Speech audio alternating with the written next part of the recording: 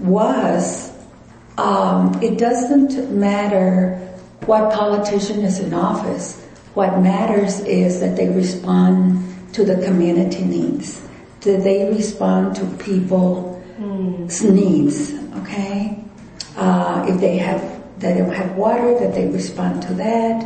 If the schools are not the way they should be performing, then they need to get involved and make sure that we turn them around. See, that's where I learned about the accountability. Yes. How old were you when you were doing this? At what point in your life did this happen? It happened in my 30s.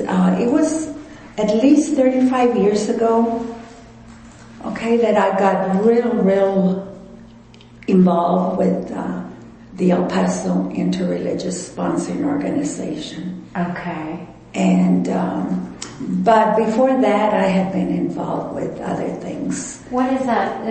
El Paso Interreligious Sponsoring Organization? Yes, that was the name of it, El Piso. Oh, that's it. Okay. Yeah. That's El Piso. And what office did you run for when you ran for office? State representative in the Lower Valley. The office that Cesar Blanco holds now. At the time, we had a real shady person, and I knew he was going to get in trouble. Who was that? Gilbert Serna. Gilbert Serna. And so, what year was this, or how old were you when you ran for office? Was this after El Piso or before? Oh no, it was after El Piso. Yeah, they would have excommunicated me. If you ran for office? Yeah. Why? Because they're nonpartisan. Okay. And we, a nonpartisan tie with the IRS and all that kind of stuff. We couldn't run for office or represent or get involved in partisan politics. Oh, I see. Okay. So about how old were you when you ran for office? Oh, I must have been about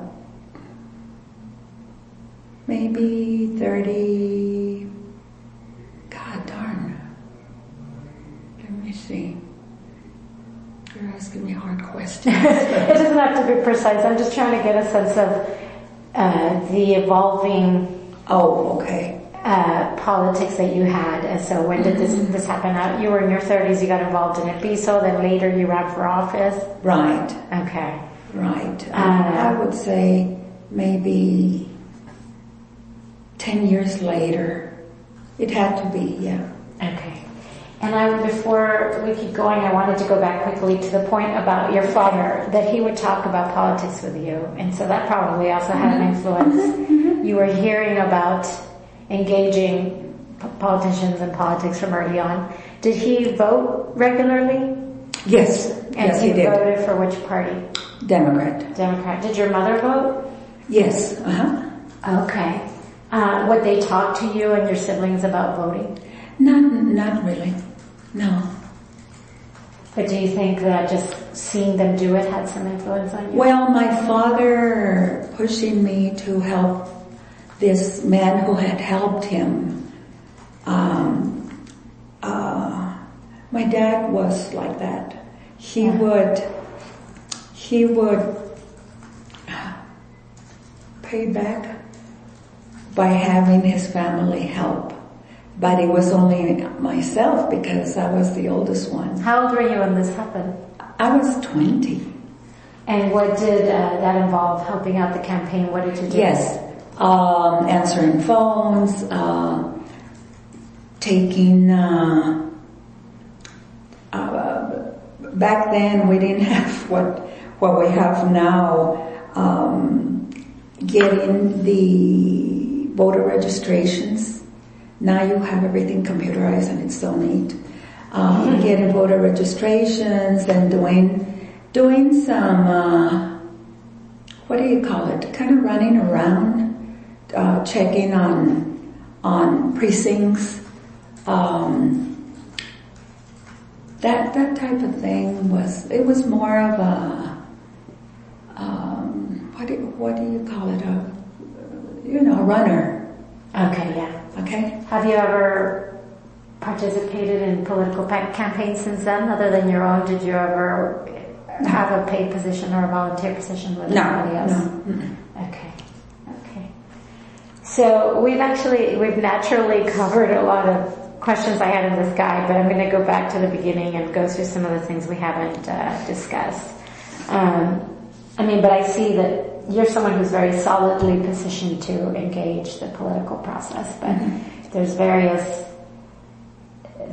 factors that seem to be influencing that, including that early experience with a political campaign, your own personal values in helping others, your involvement with Ibiso, which taught you some key ideas about accountability. And I guess one other question is, do other people around you right now vote? Are you surrounded by voters? Or my husband, my children,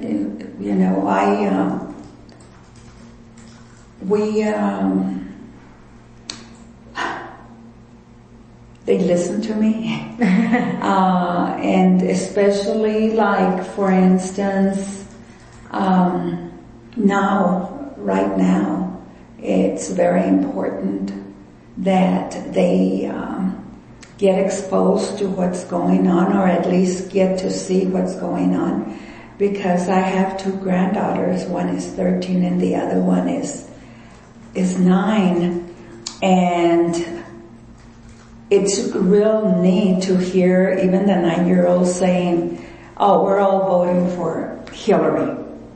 Okay. She was saying that when in 2016. And now my other one was very sold on Trump. And the other granddaughter? Yes. The sister. The sister. And it was really funny, because now she says, "My God, I want him out." The 13-year-old? And so she was 11 during the election, or maybe 10. Maybe 10. But you know what has happened to them? They're very astute to listening now to what's going on. So even though they cannot vote, they have their opinions, and I think it is great. I just love it, because if it's anything that I've done in my life, that is what I want, is to be the role model that my children and grandchildren will follow. That's okay if they have their own idea of who should be there, but more than anything, it's the value system. It's the right and wrong of what they see, that it's more important to me than anything else.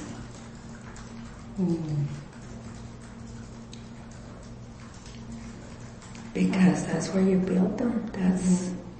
And what is that value system for you? What are some of those values? The right and wrong, or that everyone gets treated equally. That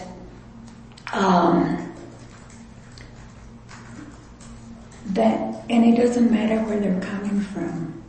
If they have to cross the border, obviously, they have to cross it for a reason. Okay? If, and going through what we did here in El Paso I've always been against guns, okay? I have been. Because they scare me. But more than anything, when we had our tragedy hurt us, we experienced that, it did devastate us. Okay, up to now, it has been real hard. And I have been personally involved with one of the families from Chihuahua, who is still in the hospital, and I visited with them, and helped get the child, the 9-year-old, into one of our schools, and helping the mom, who also was wounded.